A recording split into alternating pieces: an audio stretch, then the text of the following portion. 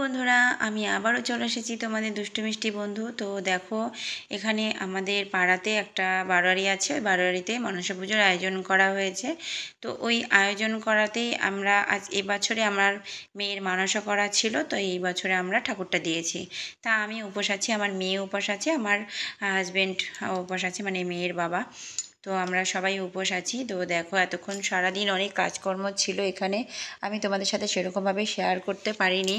তো সন্ধ্যাবেলায় ঠাকুরমশাই এসেছেন, তো ফলামানি করা হয়ে গেছে। তো ঠাকুরকে এখন ঠাকুরমশাই সাজাচ্ছে। তো এখন আমি তোমাদের সাথে শেয়ার করছি। তো পুরোটাই দেখবে, ফুল দেখবে, কেউ মানে স্কিপ করবে না।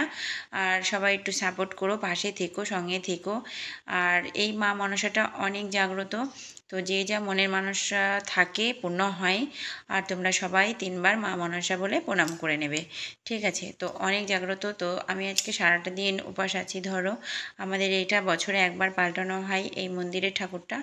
তো আমি বিশেষ করে মা মনসাকে খুবই মানি, খুব ভয় পাই। ওনাকে আমি সত্যিই খুব ভালোবাসি।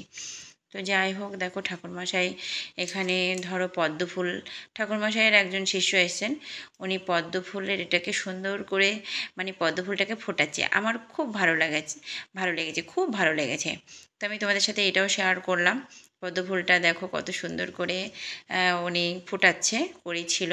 তো এখানে ঠাকুরমশাই পুজো দিচ্ছে। দেখো, এখানে ঠাকুরমশাই তোমার ঠাকুরটাকে সুন্দর করে সাজিয়ে নিয়েছে। তো আমি ভিডিওটা করে নিলাম, তোমাদের সাথে শেয়ার করছি। তো আমার ভিডিওটা কেমন লাগে একটু লাইক কমেন্টে জানিও। আর কত সুন্দর করে পদ্ম ফুলটাকে দেখো ফুটিয়েছে, আমার তো খুবই ভালো লাগছে, সত্যি বলছি, অসাধারণ। আর মায়ের মুখটা দেখো, সত্যি অস্বাভাবিক, মানে খুবই সুন্দর। মায়ের মুখটা খুব সুন্দর লাগছে। আর ধরো রাত করে, তো অনেকটা রাত হয়েছে। অন্য বছর পুজোটা আরও সকাল সকাল হয়, এবার একটু রাত হয়ে গেছে, যেহেতু তোমার ঠাকুরমশাইয়ের অন্য জায়গায় পুজো ছিল। যে এই ঠাকুরমশাইয়ের আর একটা ঠাকুরমশাই গুরুদেব আছে, মানে এই ছেলেটার, এই ঠাকুরমশাইটার গুরুদেব। তো উনি আমাদের পাড়ার সবার বাড়িতে পুজো দেয়। উনি একটু অসুবিধার জন্য অ্যাক্সিডেন্ট করেছে দেখে উনি একটু মানে কী বলবো, রেস্টে আছে। ওই জন্য এই ঠাকুরমশাই শিষ্যটা এখন পুজো দিচ্ছে। তো দেখো, মাকে বরণ করা হচ্ছে, তো তোমরা একটু বরণটা দেখে নাও, আর খুবই ভালো লাগবে। মায়ের বরণ, মায়ের আরতি সত্যিই খুব ভালো লাগে আমার কাছে। তো ঠাকুরমশাই সত্যি খুব সুন্দর করে আরতি করছে, আমার তো খুব ভালো লাগছে। আর বিশেষ করে আমরা এই বছরে ঠাকুরটা দিয়েছি, আমার তো খুব খুশি, খুব ভালো লেগেছে। আর মেয়ের মানসাটা অনেক বছর ছিল, যে আমার তো ধরো বেবি হচ্ছিল না। তো তাই আমার হাজব্যান্ড মানসা করেছিল যে আমার ঘরে যদি কোনো বেবি আসে, তো আমি এই ঠাকুরটা দেব। আমি অনেক কষ্ট করেছি, জানো তো। আমি 8 বছর পর আমার বেবি এসেছে। তো আমি 8টা বছর অনেক কেঁদেছি একটা বেবির জন্য। যার বেবি হয় না সে জানে তার কষ্টটা কতটা, ঠিক আছে? তো আমি এখন বহুত হ্যাপি, অনেক খুশি, অনেক খুশি মার ডাক শোনাতে। যাই হোক, মা মুখ তুলে তাকিয়েছে, আমার ঘরে একটা বেবি দিয়েছে, এতেই আমি অনেক খুশি, সত্যি বলছি। তো এই মায়ের কাছেও আমি মানসা করেছিলাম, তো আমার বেবি হয়েছে।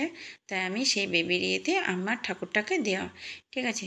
তো সবাই একটু আমাকে আশীর্বাদ, আমার বাচ্চাটাকে একটু আশীর্বাদ করো, যাতে আমার বাচ্চাটা সুস্থ থাকে, ভালো থাকে, যেন ভালো লেখাপড়া করতে পারে, শরীরটা যেন ভালো থাকে, এই কামনাই করি তোমাদের কাছে। আমাকে, মেয়েটাকে একটু আশীর্বাদ করো। তো ঠাকুরমশাইয়ের শিষ্য দেখো এখানে ভিডিও করছে, ঠাকুরমশাই খুব সুন্দর করে আরতি করছে, আমার তো খুবই ভালো লাগছে। আমি তো আরতিটা তোমাদের সাথে শেয়ার করলাম, সব সময় এই আরতিটা শেয়ার করা হয় না, বিশেষ করে আমার বাড়ি কালী পুজোর সময়ও আমি আরতি তোমাদের শেয়ার করতে পারি না, যেহেতু কাজে কর্মে থাকি। তো যাই হোক, এখানে আমি সামনে বসেছিলাম বলে আমি সব কিছু তোমাদের সাথে শেয়ার করলাম। তো ভিডিওটা যদি তোমাদের ভালো লাগে তো লাইক কমেন্ট শেয়ার করে দিও, পাশে থেকো, সঙ্গে থেকো। আবারও বলছি, আমাকে সবাই একটু সাপোর্ট করো, পাশে থেকো। আর তোমাদের ভালোবাসার অপেক্ষায় রইলাম। তো দেখো, এখানে সবাই আছে, সবাই মানে অনেক লোক আছে পিছনে, আমি যাই হোক তুলিনি সবার ভিডিওটা, যেহেতু আমি সামনে বসেছিলাম। এবার সামনে থেকে যদি পিছনে সবার মুখটা তুলি, হয়তো অনেকে বলবে যে আমাকে কেন তুলে তুলে। আমি চাই না যে কারোর মুখটা তুলে কারোর সাথে ঝই ঝগড়া করতে, আমার ভালো লাগে না। আমি নিজের মতো নিজে থাকতে ভালোবাসি। তো দেখো, পঞ্চপ্রদীপ ঘোরানো হয়ে গেছে, এখন সবাই পঞ্চপ্রদীপের আলো নেবে। তো ভালো করে দেখো, মুখ টুক ধোয়ানো হয়ে গেল, খুবই ভালো লাগলো। আর ঠাকুরের আরতিটা আমার কাছে তো খুবই ভালো লাগে, বিশেষ করে এইসব আরতিগুলো দেখতে না অপূর্ব লাগে। এবার ঠাকুরের মুখ ধোয়ানো হলো, তারপরে মুখটা মোছানো হচ্ছে। একদম অল্প বয়সের পুরোহিত, বুঝেছ? একদম অল্প বয়সের ঠাকুরমশাই। হুম, ঠাকুরমশাই খুব সুন্দর পুজো করতে পারে। যাই হোক, তো ঠাকুরমশাইকে, ঠাকুরকে আর পুজোটাকে কেমন তোমাদের লাগলো একটু কমেন্টে জানিও। ঠাকুরমশাইয়ের পুজো কেমন লাগলো তোমাদের সেটা একটু কমেন্টে জানিও। এই আমার মেয়ে আর আমার বর বসে রয়েছে, আমার মেয়ে একটু দাঁতটা খিচিয়ে দিল। যাই হোক, তো দেখো এখানে পুজো হলো, আবার সম্পূর্ণ এখনও হয়নি, তো এখনও হবে, যজ্ঞ বাকি আছে।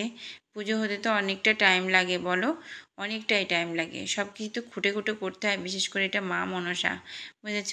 আমার তো ভীষণই ভয় লাগে, মা মনসার একটু অন্তটি হলে আমার খুব ভয় লাগে। তবুও একটু ভুল হয়ে গেছে জানো তো বন্ধুরা।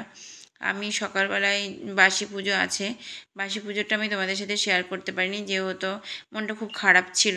তো ওই ঘটের সামনে যে তোমার দর্পণ টপনগুলো ছিল না, ওগুলো ফুল দিয়ে ঢাকা ছিল পুজোর রাত্রিবেলায়, আমি না ওটা খেয়াল করিনি জানো তো, ওটা না আমি ফুলের মধ্যে করেই ফেলে দিয়েছিলাম।